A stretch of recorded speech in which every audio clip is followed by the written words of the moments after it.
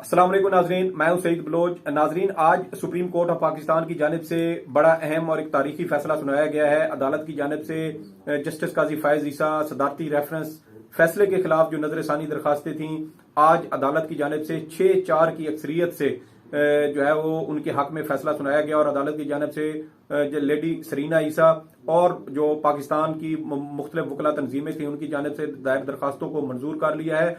और इन दरखास्तों की मंजूरी के तहत जो FBI report supreme judicial council में जमा करवाई गई थी या उसकी बुनियाद पर सुप्रीम जुडिशल काउंसिल की जो कार्रवाई होना थी, अदालत ने उस रिपोर्ट को भी कलअदम करार दे दिया है और उस रिपोर्ट की बुनियाद पर अब सुप्रीम जुडिशल काउंसिल भी किसी किस्म की कार्रवाई नहीं कर सकती। ये अदालत उज़्मा की जानिब से 6-4 की अक्सरियत से ये फैसला अब से थोड़ी देर कबल सुनाया गया था। अब अदालत उज़्मा की जानिब से इस केस का बाकायदा तौर पर तहरीरी फैसला जो है वो भी जारी कर दिया गया है और उसमें अदालत की जानिब से क्या जो है वो ऑब्जर्वेशन दी गई हैं, किन बुनियाद पर इस जो फैसला आया है उसको जारी किया गया है, कौन से जजेस ने जो 6 जजेस जिन्होंने इसकी हिमायत की है, कौन से 4 जजेस ने इससे इख्तलाफ किया है, ये तमाम तर इन्फॉर्मेशन इंशाल्लाह इस वीडियो में हम आपके साथ शेयर करेंगे। मेरे साथ राशिद हबीब साहब मौजूद हैं, ARY से इनका ताल्लुक है, सीनियर साफी हैं और गुज़श्ता 28 साल से ये सुप्रीम कोर्ट की बीट कवर कर रहे हैं। इस केस को भी बड़े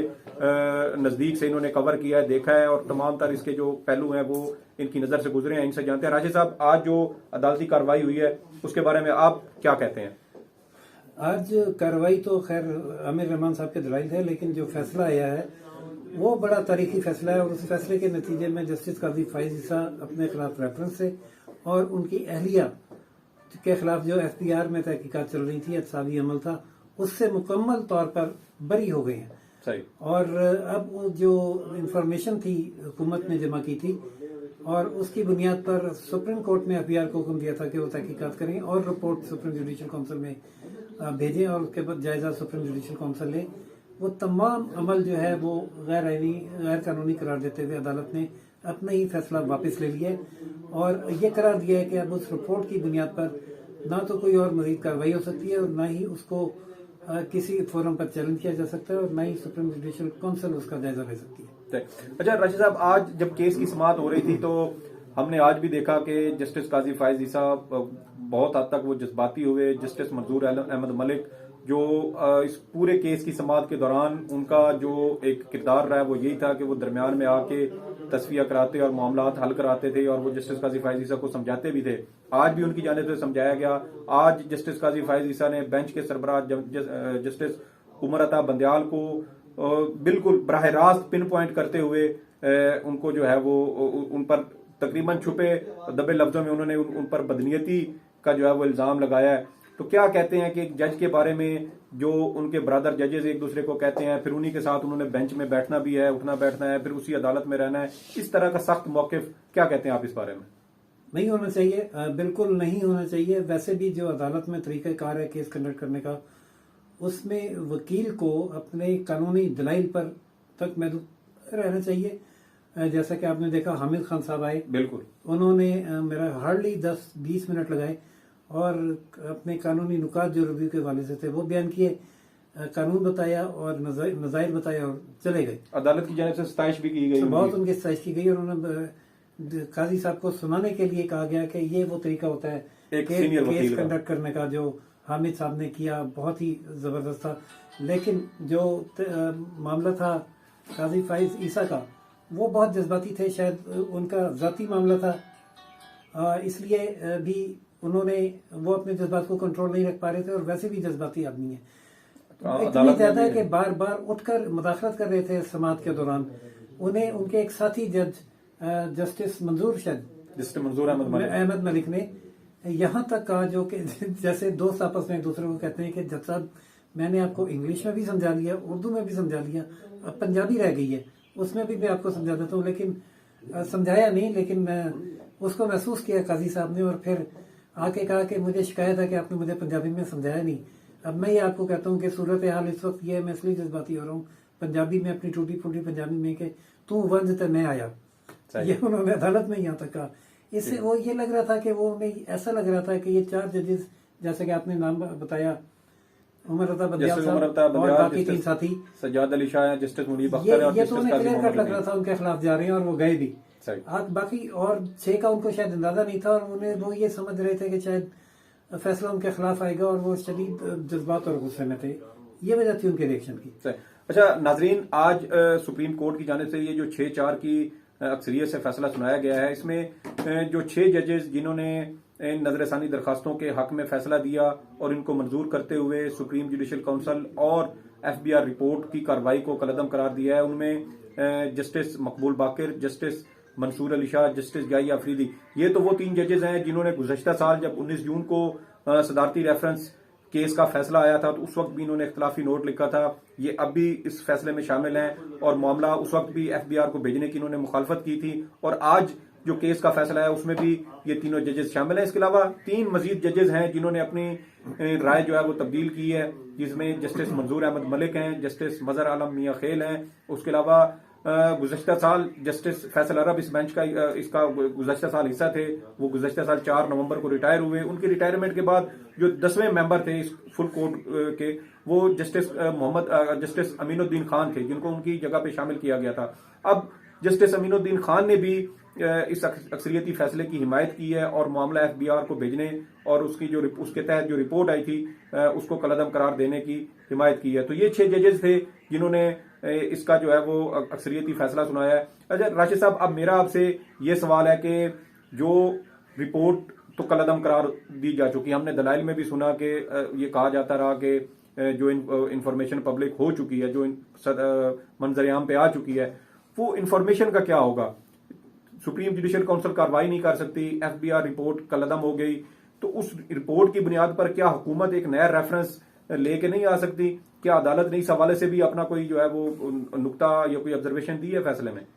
पहले तो आपकी जो आपने बताया कि पहले बेंच में जस्टिस फैसल अरब शामिल थे और वो रिव्यू में नहीं थे और वो तब्दील हुए, रिटायर हो गए 4 नवंबर। हाँ, उनकी जगह एक नए जज आए। मैं समझता हूँ कि ये भी जस्टिस काजी फायज ईसा साहब की खुशकिस्मती है, क्योंकि जस्टिस फैसल अरब बहुत क्लियर थे उस वक्त भी तहकीकात के लिए केस को FBR भेजने में, बल्कि वो तो उनके रिमार्क्स तो ये भी थे कि एक इन्फॉर्मेशन किसी भी सोर्स से आ गई, किसी भी तरीके से आ गई, तो उसकी बुनियाद पर सुप्रीम जुडिशल काउंसिल को भी कार्रवाई से नहीं रोका जा सकता। वो बिल्कुल इन 4 जजेस के साथ ही आज शामिल होते और ये रिव्यू डिसमिस हो जाती। एक तो ये उनकी खुशकिस्मती हुई कि वो नहीं है और वो 6-4 से ये मंजूर हो गई रिव्यू, सही, और वो बरी हो गए। दूसरा, जो अदालत वादे तौर पे ये कह चुकी है कि जो रिपोर्ट उनके ऑर्डर के नतीजे में बनी, उस रिपोर्ट की अब कोई कानूनी हैसियत नहीं है, उसको किसी फोरम पे चैलेंज नहीं किया जा सकता, उसको किसी और मकसद के लिए इस्तेमाल नहीं किया जा सकता और सुप्रीम जुडिशल काउंसिल उस पर कार्रवाई नहीं कर सकती। अब अगर हुकूमत को कुछ करना है तो वो कोई नया काम करेगी। ठीक है। अच्छा, इस केस में हमने देखा कि जस्टिस मंजूर अहमद मलिक और जस्टिस मजहर आलम मियां खील, ये 2 जजेस हैं जिन्होंने जो मरकजी केस का जो फैसला था जो गुज़श्ता साल 19 जून को सुनाया गया था, उसमें इस जो मामला था FBR को भेजने का, उसकी हिमायत की थी। अब वो उसकी मुखालफत कर रहे हैं, तो क्या आप समझते हैं कि दोनों जज साहिबान को अपनी गलती का एहसास हुआ और उसके बाद उन्होंने अपने जो नुक्ता नजर है वो तब्दील कर लिया? रिव्यू में होता ही है कि जो है दरख्वास्त गुजार अदालत की तवज्जो उस जानिब मबदूल कराता है कि फैसले में ये कानूनी सुकून रह गया था या हुआ जो सामने on the surface of it नजर आ रहा है। और वो सुकून ये था कि जो लेडी सरीना ईसा थी वो इस पिटीशन का हिस्सा नहीं थी, ठीक, लेकिन उनके खिलाफ अदालत ने फैसला दे दिया कि FBR इनकी एहसासों की तहकीकात करे, ठीक। और अदालत को इस रिव्यू में यह बताया गया कि अदालत के पास ये इख्तियार नहीं था कि एक ऐसा शख्स जो मुकदमे में फरीक ही नहीं है उसके खिलाफ फैसला दे दें। अदालत ने उस वक्त अदालत का व्यू पॉइंट ये था कि काजी मिसेस सेरीना ईसा खुद अदालत में आई, पेश हुई और उन्होंने रजाकाराना तौर पर अपनी प्रॉपर्टी और एसेट्स के बारे में बयान दिया जो हमने सुना दी। तो सुनने के बाद हम तो सही गलत का फैसला नहीं कर सकते थे, इसलिए हमने ये समझा कि हम इस मामले को तहकीकाती अदारा जो रेलिवेंट है FBR उसको भेज देते हैं। लेकिन जो अदालत को अब एहसास दिलाया गया वो ये था कि अगर कोई तहकीकात वगैरह होनी थी उस पॉइंट पर तो हुकूमत या FBR अपने तौर पे कर लेते। इस अदालत को यह अख्तियार नहीं था कि एक ऐसा आदमी जो फरीक नहीं है और वॉलंटरीली अंदर आ भी गया, उसको अपनी इजाजत दे भी दी बोलने की, तब भी आप उसके खिलाफ फैसला नहीं कर सकते थे, क्योंकि ना उसको वो नोटिस दिया गया, ना उसको उसके काउंटर आर्गुमेंट सुने गए, ना उसने रिबेटल दिया, जो तरीका कार होता है मुकदमा चलने का। सही। तो और होता भी यही है। अदालतें, जैसा कि रिव्यू में तस्लीम भी किया गया कि अदालत के सामने जो फरीक होता है फैसला सिर्फ उसी के बारे में दिया जाता है। सही। ये बात उन्होंने एक्सेप्ट की और अपना फैसला वापस ले लिया। ठीक। अच्छा, जो फैसला आया, क्या आप ये समझते हैं कि ये जस्टिस काजी फैज ईसा और उनकी अहलिया के दलाइल की वजह से आया है, या जिस तरीके से जस्टिस काजी फैज ईसा की जानिब से एक इमोशनल या सेंटिमेंटल एलिमेंट जो है वो हमने अदालत में देखा, क्या उसकी वजह से जजेस की राय तब्दील हुई है कि आज अगर हमारा एक ब्रदर जज खड़ा है तो फ्यूचर में अगर हमारे खिलाफ इस तरह की कोई कार्रवाई होती है तो हमारे हम खुद भी और हमारे जो अहले खाना है, जो बीवी बच्चे हैं, वो भी इसी जगह पे, इसी रोस्टम पे खड़े होंगे। हमने मुतादिद बार देखा है कि साहिलान अदालत में बहुत जज्बाती हो जाते हैं, रो भी पड़ते हैं। और ख़ास तौर पे चाइल्ड कस्टडी केस में होता है कि जब कस्टडी एक तरीके से दूसरे को दे दी जाती है तो बच्चा वहां जा नहीं रहा होता, रो रहा होता है, चीख रहा होता है। ऐसे ही। और इस केस में भी जो है जस्टिस काजी फैज ईसा साहब के जज्बात उस बच्चे जैसे ही थे। उसी तरह वो कभी चीख चिल्लाते थे, कभी जजेस पर ऊंची आवाज में बात करते थे, कभी पिन पॉइंट करते थे। बहुत वाजे किया जस्टिस उमर अता बंदियाल ने कि आपकी सारी बातें ठीक हैं, आप इनको कानून के फ्रेमवर्क में लाएं, जज्बात की बुनियाद पर हम आपके हक में फैसला नहीं देंगे। और उन 4 जजेस ने वो जज्बात में आकर उनके हक में फैसला दिया भी नहीं, ना ही कानूनी तौर पर उन्होंने इसको गलत तस्लीम किया। बाकी 6 जजेस हैं, उनका व्यू पॉइंट कानून के हवाले से क्लियर था, इसलिए ये नहीं कह सकते कि उन्होंने, हाँ, अगर ये 4 जजेस भी मुतफ़क़ा फैसला देते तो हम ये समझ सकते थे कि शायद माहौल जज्बाती हो गया था, इसलिए उन्होंने कहा कि चलो यार अपने साथी जज को छोड़ दो। चल। अच्छा राजा साहब, अब चले, काजी साहब भी बरी हो गए, गुज़श्ता साल ही हो गए थे, उनके बीवी बच्चे भी आज अल्लाह ने उनको भी इज्जत बख्शी और वो भी इससे बरी हो गए। जो एक तलवार उनके सर पे लटक रही थी वो उससे महफूज रहे। मेरा अब ये सवाल आपसे ये है कि अगर फ्यूचर में सुप्रीम कोर्ट के जजेस के खिलाफ कोई रेफरेंस आता है और उसकी बुनियाद भी यही बनाकर कर दी जाए कि ये बदनीयती पर मबनी है और सुप्रीम कोर्ट के जो जजेस हैं उनको बदनीयती पर मबनी रेफरेंस में उलझाकर उनके खिलाफ जो है उनका एहतसाब किया जा रहा है, क्या इस नुक्ते पर मुस्तकबिल के जो मुकदमात होंगे, ये जजेस का एहतसाब होगा, उस पर इसका कितना असर पड़ेगा? बदनीयती का जायजा तो अदालत ले सकती है किसी भी केस में, आम आदमी के केस में भी बहुत सारे केसेस मेलाफाइडी की बुनियाद पर उनके हक में या खिलाफ हो जाते हैं।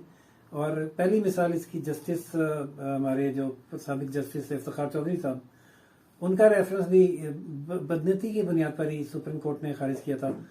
लेकिन यहाँ जो एक अच्छी बात हुई है वो ये नहीं है कि बदनीयती हक़ाइक़ की बुनियाद पर या मेरिट की बुनियाद पर करार दी गई, बदनीयती मेडिसिन लॉ की बुनियाद पर करार दी गई। यानी जो कानूनी तरीक़ाकार इख्तियार किया गया था, शहजाद अकबर साहब जो एहतसाब के मुशीर हैं वज़ीर आज़म के, उन्होंने जो तरीक़ाकार इख्तियार किया उसमें इतनी खामियां थी, इतनी कानूनी, कि वो साफ लग रहा था कि ये बदनीयती पर मबनी एक्शन है। तो वो मेडिसिन लॉ की बुनियाद पर ये केस खारिज किया गया। लेकिन अगर ये केस फैक्ट्स की बुनियाद पर सही कानूनी तरीके से आ जाता तो शायद खारिज ना होता। सही। अच्छा, एक और चीज जो है वो छोटा सा एक नुक्ता है वो क्लियर कर दें कि जस्टिस काजी फैज ईसा की जानिब से जो दरखास्त दायर की गई थी, नजरसानी दरखास्त थी 296 जिसका नंबर था, वो अदालत ने 5-5 के तनासुब से उसके ऊपर जो है वो फैसला दिया है। ये 5-5 का तनासुब क्या है और उनकी जो दरखास्त थी वो मुस्तरद हुई है या वो मंजूर हुई है, ताकि हमारे नाजरीन का जरा ये जो दोनों दरखास्तें काजी फैज ईसा की भी और उनकी अहलिया की भी, उनमें इस्तदा एक ही की गई थी कि जो सरीन ईसा के खिलाफ फैसला दिया गया वो वापस लिया जाए। बार काउंसिल की भी तो 6 जजेस जिसमें जस्टिस याहिया अफरीदी भी शामिल हैं, उन्होंने भी सरीन ईसा के और बार के हक में फैसला देते हुए वो अपना पहला हुक्म वापस लिया। सही। तो लेकिन जस्टिस याहिया अफरीदी का ये मौक़िफ़ है पर्सनल कि एक जज को पटिशनर नहीं होना चाहिए। इस नुक्ते पर उन्होंने अपने साथी जज काजी फैज ईसा की डिसमिस कर दिया दरखास्त, और वो उन 4 जजेस में शामिल हो गए जिन्होंने 4 जजेस में शामिल हो गए जिन्होंने तमाम पहलुओं से उसको डिसमिस किया था। ठीक है। तो अब वो 5-5 के हिसाब से जस्टिस काजी फैज ईसा की दरखास्त 5 के मुकाबले में 5 से डिसमिस हुई है, जब अच्छा, अगर ये 5 से आए तो क्या वो मुस्तरद कंसीडर की जाती है? जब ऐसी सूरत रिव्यू में हो तो जो पहला फैसला था ना उसका वजन भी उसमें डल जाता है और वो डिसमिस ही तस्वर होती है। लेकिन अगर ये पहली दफा हो रहा होता तो फिर एक रेफरी जज आके, जैसे कि अभी शहबाज शरीफ साहब के केस में लाहौर में हुए, बिल्कुल, एक रेफरी जज फिर बीच में और उन्होंने फैसला किया। तो फिर ये भी अगर पहली दफा 5-5 का होता तो फिर रेफरी जज फैसला करते। लेकिन रिव्यू में 5 से डिसमिस का मतलब डिसमिस है। अच्छा, जो पूरे केस के दौरान जो जस्टिस काजी फायज ईसा की जानिब से जो दलाइल दिए गए, क्या समझते हैं अगर इनकी जगह इनके वकील मुनीर मलिक साहब होते और वो दलाइल देते तो क्या वो जो इम्पैक्ट था उनके दलाइल का वो उतना ही होता, उसका वजन उतना ही होता जितना जज साहब का अपना उतना ही, ना सिर्फ उतना ही होता बल्कि उससे ज्यादा अच्छा होता। क्योंकि जो जज साहब हैं उन्होंने जो रवैया अख्तियार किया उससे थोड़ा सा नेगेटिव इम्पैक्ट दिया। ठीक है। तो अब मिसाल आपने मुनीर मलिक साहब की तरफ जाने की जरूरत ही नहीं है, मौजूद हैं हामिद खान साहब जो उन्होंने दलाइल दी है, उसका इतना जबरदस्त इम्पैक्ट था कि पूरी कोर्ट ने उसकी तारीफ भी की और एक्सेप्ट भी किया। इसी तरह वो मुनीर मलिक के भी ये वाले पॉइंट्स एक्सेप्ट कर लेते। ठीक है।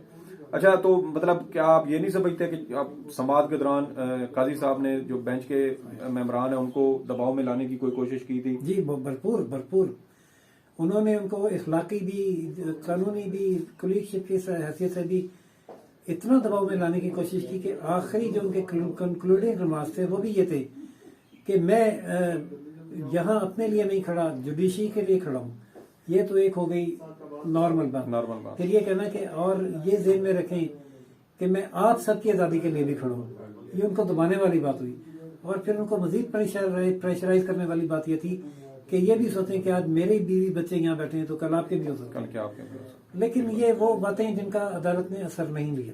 सही जी। नाजरीन, आज इस केस की जो समाअत थी, जो अहवाल था, इसका जो फैसला आया, उसके जो कानूनी नुकात थे और मुस्तकबिल में उस पर क्या असरात होंगे, ये तमाम तफसीलात हमने कोशिश की कि आप तक पहुंचा सकें। मेरे साथ राशिद बीबी साहब मौजूद थे, उनका तजिया भी आपने सुना। इस केस का तहरीरी फैसला, शॉर्ट ऑर्डर जो है वो मुख्तसर फैसला वो आ चुका है। तफसीली फैसला और उसकी वजूहात अदालत की जानिब से वो बाद में जारी की जाएंगी इंशाल्लाह। जब भी वो जारी की गई आपसे उसकी तमाम तफसीलात शेयर की जाएंगी। इसके अलावा सुप्रीम कोर्ट की दीगर खबरें भी आप तक पहुंचाते रहेंगे। तब तक सईद बलोच को इजाजत दें। अल्लाह हाफिज।